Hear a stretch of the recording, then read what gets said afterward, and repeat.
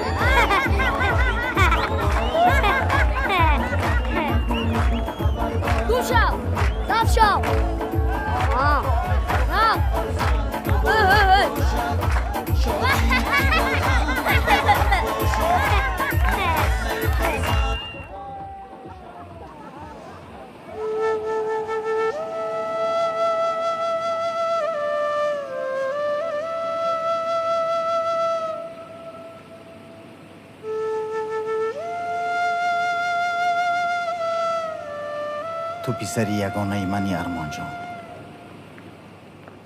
من میخوام در بزم ختنه صورت تمامی همدیاران خرسندی کنم. برای این من همه کار رو میکنم. باور کن پسرم، تو بی نظیر میگذرد.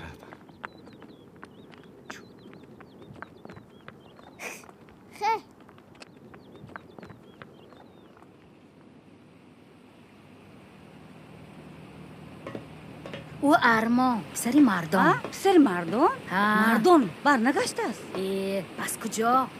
میگویند که او کیها در آنجا زن گرفته است. رازی بیچاره در اینجا سرسان یک پسر ختنه سور کرده نمیتواند. او مردانی بی‌برار در آنجا زن نگیرد میمرد.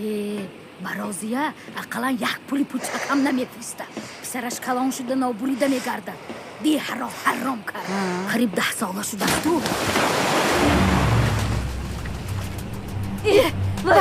وای مامورم وای خدا بچه چی کن وای خدا ارمان ارمان